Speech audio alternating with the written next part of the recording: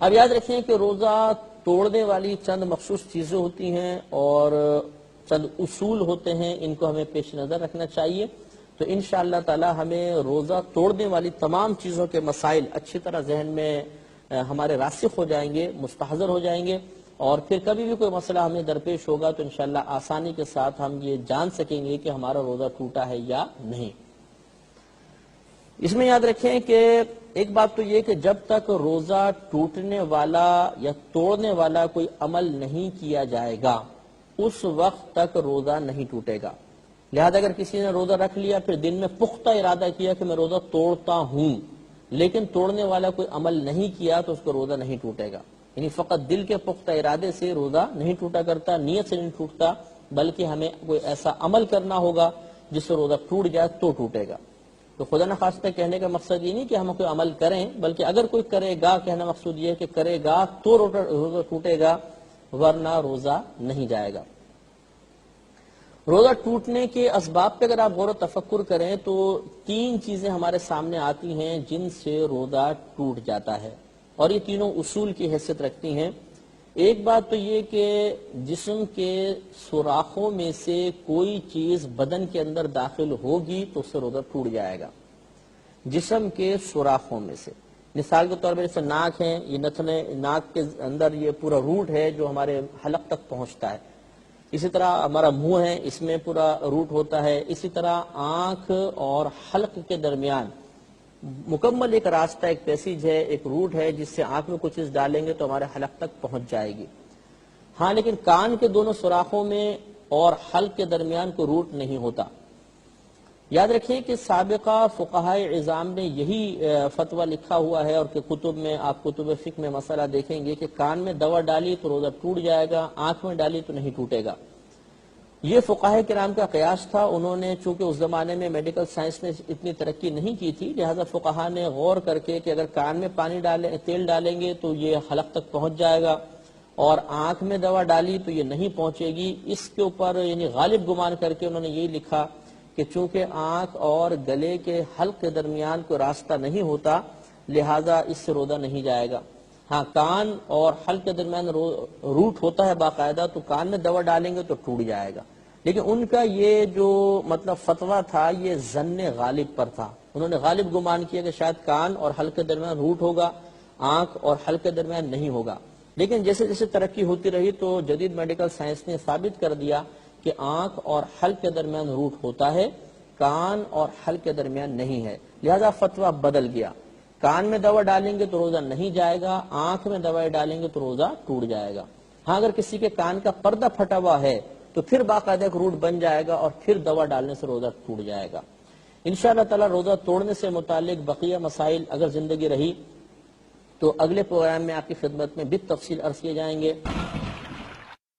اگر کوئی اپنا بھلا چاہتا ہے اسے چاہے جس کو خدا چاہتا ہے. اعوذ باللہ من الشیطان الرجیم، بسم اللہ الرحمن الرحیم. خواتین و حضرات، آپ کی خدمت میں پچھلے پروگرام میں روزہ توڑنے والی چیزوں کے بارے میں ہم نے چند باتیں عرض کی تھیں، اور اس کا خلاصہ یہ بیان کیا تھا کہ 3 چیزوں کی وجہ سے روزہ ٹوٹتا ہے. ایک انسان کے بدن کے سوراخوں کے ذریعے کسی چیز کا داخل بدن ہونا، دوسرا زوجہ سے قربت وغیرہ یا اس سے متعلقہ چیزیں کہ جن کی وجہ سے غسل واجب ہو جاتا ہے، جن کی تفصیل ہم عرض کریں گے، اور تیسرا قے یعنی الٹی کی وجہ سے روزہ ٹوٹتا ہے، لیکن اس میں بھی چند شرائط ہوتی ہیں. تو جسم کے سوراخوں کے ذریعے چیزیں جب اندر جاتی ہیں تو روزہ ٹوٹ جاتا ہے. اس کی چند صورتیں بیان کی تھیں اور یہی سلسلہ میں انشاءاللہ ہم کنٹینیو رکھیں گے. ایک مسئلہ یہ پوچھا جاتا ہے کہ کیا دوران روزہ ٹوتھ پیسٹ یا منجن کیا جا سکتا ہے کہ نہیں.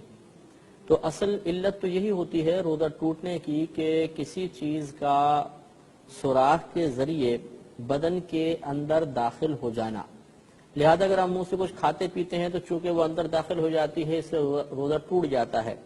تو اب ٹوتھ پیسٹ اور منجن میں یہ دیکھا جائے گا کہ کیا پیسٹ کرتے ہوئے یا منجن کرتے ہوئے ان کے ذرات حلق میں پہنچے یا نہیں. تو اگر تو حلق تک نہیں پہنچے تو روزہ نہیں ٹوٹے گا، اور حلق تک پہنچ گئے تو ٹوٹ جائے گا۔ لیکن افضل اور اولا طریقہ یہ ہوتا ہے کہ انسان جب سحری کر رہا ہو تو سحری بند ہونے سے 5-7 منٹ پہلے ہی فارغ ہو کر پیسٹ وغیرہ کر کے اچھی طرح فراغت حاصل کر لے، اور اگر مثلا دوپہر میں جیسے سو کے اٹھے اور منہ میں کوئی تغیر وغیرہ محسوس ہو تو پھر مسواک استعمال کریں، کیونکہ آگے ہم انشاءاللہ یہ ذکر کریں گے کہ دوران روزہ مسواک کا استعمال بلا کراہت جائز ہے۔ تو دوران روزہ کوشش یہی کرنی چاہیے کہ مسواک یا پیسٹ یا منجن وغیرہ یوز نہ کریں، کہ اگرچہ ان کے ذرات حلق تک نہ بھی پہنچے، لیکن یہاں ایک مسئلہ اور ضرور ہو جاتا ہے، اور وہ یہ ہے کہ دوران روزہ بغیر کسی عذر کے کوئی شے چکھنا یہ مکروہ ہوتا ہے۔ تو اگرچہ حلق میں ہم نے بالفرض ذرات پہنچنے نہیں دیے، تھوڑا سا دانتوں پہ پیسٹ ملا اور کلی کر لی، لیکن پھر بھی اتنا ضرور ہے کہ پیسٹ کا ہمیں ذائقہ محسوس ہوگا۔ اسی طرح جو منجن ہوتے ہیں جن میں ذائقے ہوتے ہیں وہ بھی ایک مخصوص ذائقہ ہمیں محسوس ہو جائے گا، اور یہ بلا عذر ایک شے کو چکھنا قرار پائے گا، اور بلا عذر کسی شے کا چکھنا مکروہ ہوتا ہے۔ لہذا عافیت کا راستہ یہی ہے، اور سب سے بہتر صورت یہی ہے کہ انسان اس سے بچے۔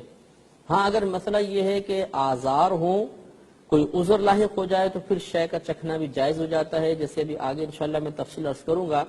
تو یہاں پر پیسٹ اور منجن کے سلسلے میں عذر یوں متحقق ہو سکتا ہے کہ اگر کسی شخص کی پبلک ڈیلنگ ہے، وہ لوگوں سے گفتگو کرتا ہے اور اس کو غالب گمان ہے کہ اگر میرے منہ سے بو وغیرہ محسوس ہوئی، چاہے وہ روزے کی حالت میں بھی ہو، تو سامنے والا ذرا مجھ سے کترائے گا، کھینچے گا، اور اس کی وجہ سے اس کے کاروبار پر یا دیگر کسی چیز کے اوپر برا اور منفی اثر مرتب ہوگا، تو یہ ایک عذر ہو سکتا ہے۔ ایسی صورت میں دل میں کراہت رکھتے ہوئے پیسٹ یا منجن کر سکتے ہیں، لیکن اس صورت میں بھی اگر ایک ذرہ بھی حلق میں پہنچ گیا تو روزہ ٹوٹ جائے گا۔ اس میں ضرور ذرا احتیاط کرنی چاہیے۔ ایک مسئلہ یہ یاد رکھیں کہ بالفرض اگر کوئی چیز چبائی، مثال کے طور پر ٹافی وغیرہ تھی اور وہ دانتوں میں جم گئی تھی، ابھی میں نے پہلے مسئلہ عرض کیا تھا کہ بوٹی کے اندر چلی گئی اور روٹی کا ٹکڑا چلا گیا اور وہ چنے سے چھوٹا ہے تو حرج نہیں، لیکن یہ مسئلہ یہ ہے کہ شکر وغیرہ کوئی ہو، میٹھی چیز یا ٹافی وغیرہ چبائی تھی اور اس سے پہلے کہ ہم اسے دور کرتے سحری بند ہو گئی، اور پھر وہ گھل کر منہ تھوک کے ذریعے حلق میں پہنچی اور مٹھاس وغیرہ محسوس ہو گئی، تو اس سے بھی روزہ ٹوٹ جائے گا۔ لہذا معلوم یہ ہوا کہ عافیت کا راستہ یہ ہے کہ انسان سحری بند ہونے سے پہلے اپنے منہ کو ہر قسم کے ذرات سے پاک و صاف کر لے۔ ایک مسئلہ یہ بھی ہوتا ہے کہ بسا اوقات انسان دوران روزہ مثلا مسواک وغیرہ کی یا اور کوئی عذر لاحق ہوا، بعضوں کو دانتوں کے اندر بیماری ہوتی ہے اور خون نکل آتا ہے منہ میں، اور اس کا ذائقہ بسا اوقات منہ میں محسوس ہوتا ہے، اور کبھی ایسا ہوتا ہے کہ وہ حلق میں اتر جاتا ہے اور حلق میں باقاعدہ اس کا ذائقہ محسوس ہوتا ہے۔ تو یاد رکھیں کہ خون نکلنے سے روزہ نہیں جاتا، لیکن اگر وہ خون حلق میں اتر گیا تو اب روزہ ٹوٹ جائے گا۔ لہٰذا ہم یہ دیکھیں گے اگر منہ سے خون نکلا اور وہ حلق تک نہیں پہنچا تھا، ہم نے باہر تھوک دیا ہے تو روزہ نہیں گیا، کہ صرف خون نکلنے سے روزہ نہیں جاتا بلکہ اس کا حلق میں اترنا یہ لازم ہوتا ہے۔ وہ نہیں اترا تو روزہ ہمارا باقی رہے گا، اور اگر خدا نخواستہ وہ حلق میں اتر گیا، ہمیں باقاعدہ اس کی نمکینی یا ذائقہ محسوس ہوا، تو اس صورت میں روزہ ٹوٹ جائے گا۔ ایک مسئلہ یہ بھی یاد رکھیے کہ اگر مثلا کوئی وضو کر رہا تھا اور روزہ اس کو یاد تھا، بڑی احتیاط سے کلی کر رہا تھا، کہ اچانک کسی کا دھکا لگا اور اس کی وجہ سے پانی اس کے حلق میں چلا گیا، تو اب اگرچہ اس کا روزہ توڑنے کا ارادہ نہیں ہے، لیکن چونکہ روزہ یاد ہے، ایسی صورت میں اگر حلق میں پانی چلا جائے تو اس سے بھی روزہ ٹوٹ جاتا ہے۔ اب اس پر وہ گناہگار نہیں ہوگا کیونکہ اس کا اپنا قصور نہیں ہے، یہ تو کسی اور شخص کے دھکے کی وجہ سے ایسا ہو گیا، لیکن بہرحال روزہ اس سے بھی ٹوٹ جائے گا۔ تو اگر کوئی جان بوجھ کر پانی پی لے تب بھی ٹوٹ جاتا ہے، اور اگر کسی مطلب روزہ یاد ہے اور بلا ارادہ کوئی چیز اندر چلی گئی، اس سے بھی روزہ ٹوٹ جاتا ہے۔ تو جان بوجھ کر روزہ توڑیں گے تو اس کو کہتے ہیں قصدن روزہ توڑنا یا عمدن روزہ توڑنا، اور اگر روزہ یاد تھا لیکن اور روزہ توڑنے کا ارادہ بھی نہیں ہے، اچانک کسی وجہ سے حلق میں وغیرہ میں پانی چلا گیا، تو اس کو کہتے ہیں خطأً روزہ توڑنا۔ تو یہ خطأً ٹوٹے چاہے قصدن ٹوٹے، دونوں صورتوں میں ٹوٹنے کا حکم ہوتا ہے، لیکن احکام کے اعتبار سے فرق ہوگا جو ہم آگے بیان کریں گے کہ قصدن کے اندر قضا کفارہ دونوں ہوتے ہیں، لیکن خطأً اگر روزہ ٹوٹتا ہے تو صرف قضا ہوتی ہے، کفارہ نہیں ہوتا۔ لیکن بالتفصیل انشاءاللہ کلام آگے کیا جائے گا۔ ایک مسئلہ بھی یاد رکھیں کہ بسا اوقات خواتین جیسے رضائی میں ڈورے ڈال رہی ہیں یا ویسے ہی کوئی چیز سی رہی ہیں تو بعض اوقات دھاگا منہ میں لے لیتی ہیں یا سوئی میں ڈالتے ہوئے اس طرح دھاگا گیلا کر کے ڈالتی ہیں، اور بعض کچے دھاگے ہوتے ہیں ان کا رنگ زبان پر آ جاتا ہے۔ اب اگر ایسا ہوا کہ رنگ زبان پر آ گیا اور کسی خاتون نے اس کو نگل لیا تو اس سے روزہ ٹوٹ جائے گا۔ یہ یاد رکھیں کہ اپنا تھوک اگر جان بوجھ کے بھی انسان نگل لے تو اس سے روزہ نہیں جاتا، جیسے کہ آگے انشاءاللہ بیان ہوگا، لیکن اگر بالفرض اس میں باہر سے کوئی شے شامل ہو جاتی ہے تو اب اس تھوک کے نگلنے سے روزہ ٹوٹتا ہے۔ لہذا چونکہ رنگ منہ کا حصہ نہیں تھا، یہ باہر سے تھوک میں ملا، اب اگر اندر اتاریں گے تو روزہ ٹوٹ جائے گا۔ ایسے ہی بسا اوقات انسان رو پڑتا ہے غم کی وجہ سے اور وہ آنسو بعض اوقات منہ میں چلے جاتے ہیں، تو اگر اتنی قلیل مقدار میں آنسو منہ میں گئے کہ ان کی نمکینی محسوس نہیں ہو رہی، منہ میں جاتی تھوڑا سا تو ہوتا ہے، زبان کے سرے پہ نمکینی محسوس ہوتی ہے اور پھر ایک دم ختم ہو جاتی ہے، تو اس سے تو اگر یہ منہ میں چلا گیا اور تھوک کے ساتھ اندر چلا گیا تو روزہ نہیں ٹوٹے گا۔ لیکن اگر کثیر آنسو تھے کہ پورے منہ میں اس کی نمکینی محسوس ہوئی اور وہ پھر مطلب حلق سے نیچے اتر گیا تو اس صورت میں روزہ ٹوٹے گا۔ لہذا اگر دوران روزہ خدا نخواستہ کوئی غم کی کیفیت طاری ہو جائے اور آنسو نکل آئے تو کوشش یہ کرنی چاہیے کہ وہ آنسو ہونٹ تک نہ پہنچنے پائے، بلکہ کسی رومال وغیرہ سے انہیں صاف کر لینا چاہیے۔ اب ہم اگلی چیز کی طرف آتے ہیں، یعنی زوجہ سے قربت اگر کسی نے حالت روزہ میں کی تو اس سے بھی روزہ ٹوٹ جایا کرتا ہے، کیونکہ روزے کی تعریف آپ کو بتائی کہ صبح صادق سے لے کر شام تک نیت اور قصد کے ساتھ کھانے پینے اور زوجہ سے قربت وغیرہ سے رک جانے کا نام روزہ ہوتا ہے۔ لہذا اگر کسی نے زوجہ سے جان بوجھ کے قربت کی تو پھر یہ روزہ ٹوٹ جائے گا۔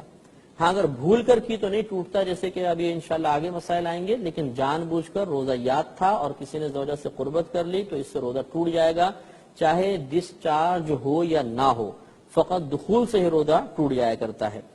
ہاں اگر مثلا قربت نہیں کی بلکہ ویسے ہی مطلب زوجہ کے قریب ہوا، چھوا، یا اور کوئی مطلب یہ کہ قربت کے علاوہ کوئی عمل کیا، تو اس میں مسئلہ یہ دیکھا جائے گا کہ اگر زوجہ کے جسم پر کپڑا اتنا موٹا ہے کہ جسم کی گرمی محسوس نہیں ہوتی، اور اب اگر چھوا اور انزال ہو گیا، مثال کے طور پہ ڈسچارجنگ ہو گئی ہے، تو اس سے روزہ نہیں جائے گا کیونکہ موٹا کپڑا درمیان میں حائل ہے۔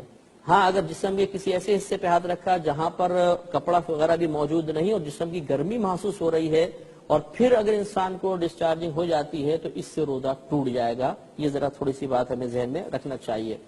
باقی مطلب یہ کہ اگر ڈسچارج وغیرہ نہ ہو انسان اور مطلب یا موٹے کپڑے خاتون نے پہنے ہوئے ہیں تو زوجہ کی قربت مطلقاً منع نہیں ہوتی ہے، قریب ہو سکتے ہیں روزے میں، لیکن مسئلہ وہی ہے کہ یا تو ایک تو ہم قربت جس کو مطلب وظیفہ زوجیت کہا جاتا ہے اس سے روزہ ٹوٹے گا، یا بلا حائل جسم کو ایسے ہاتھ لگانا کہ جسم کی گرمی باقاعدہ محسوس ہو رہی ہو، اب اگر ڈسچارجنگ ہوگی تب روزہ ٹوٹ جائے گا ورنہ نہیں ٹوٹے گا۔ ایک مسئلہ اس میں یہ بھی یاد رکھیں کہ بعض اوقات خدا نخواستہ یہ نوجوانوں میں یہ عادت بعضوں میں ہوتی ہے کہ کسی نے جان بوجھ کر اپنے اوپر غسل واجب کیا، تو اب یاد رکھیں کہ اس نے اگر جان بوجھ کر غسل واجب کرنے کی کئی صورتیں ہو سکتی ہیں۔ ایک یہ کہ مثال کے طور پر وہ کوئی برا منظر دیکھ رہا تھا اور اس نے کوئی عمل نہیں کیا، بس برا منظر دیکھنے کی وجہ سے اس کو ڈسچارجنگ ہو جاتی ہے، تو اس صورت میں تو حکم روزہ ٹوٹنے کا نہیں ہوتا۔ لیکن اگر ایسا ہوا کہ اس نے جان بوجھ کے کوئی ایسا فعل کیا، کوئی ایسا عمل کیا کہ جس سے پھر مطلب اس پہ غسل واجب ہوا، تو اس فعل کے کرنے کی وجہ سے انسان پر غسل واجب ہوگا اور اس کا روزہ بھی ٹوٹ جائے گا۔ تیسری چیز جو ہم نے بتائی وہ قے ہوتی ہے۔ الٹی کے ذریعے روزہ ٹوٹنے کے لیے 3 شرطیں ہوتی ہیں۔ جب یہ 3 شرائط جمع ہوں گی تو ہم الٹی کے ذریعے روزہ ٹوٹنے کا حکم لگائیں گے۔ اگر یہ 3 شرطوں میں سے کوئی ایک بھی نہ ہوئی تو پھر روزہ نہیں جائے گا۔ اس میں سے پہلی شرط یہ ہے کہ جب قے آئے اس وقت انسان کو اپنا روزہ دار ہونا یاد ہو۔ نمبر 2، الٹی کے نکالنے کے لیے جان بوجھ کر کوئی عمل کیا گیا ہو، خود بخود الٹی نہ آئی ہو۔ لہذا مثال کے طور پہ کسی نے حق میں انگلی وغیرہ ماری یا کوئی اور ایسا فعل کیا کہ جس سے الٹی باہر آئی ہے، اس کے عمل کے ذریعے خود اس نے الٹی نکالی ہے، تو اس صورت میں ومیٹنگ وغیرہ سے اس کا روزہ جائے گا ورنہ نہیں جائے گا۔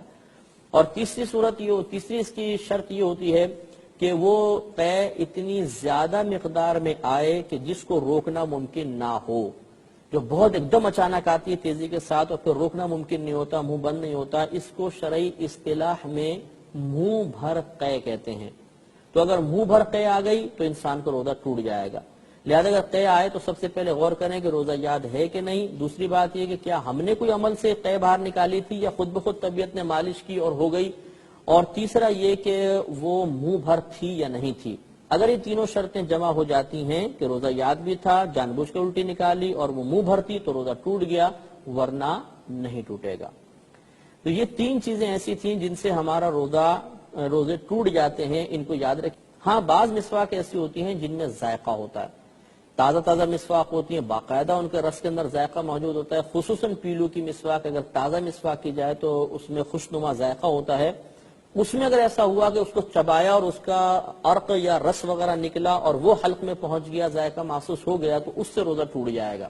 لہذا حتی الامکان کوشش کرنی چاہیے اگر مسواک روزے کی حالت میں استعمال کریں تو رس دار نہ ہو.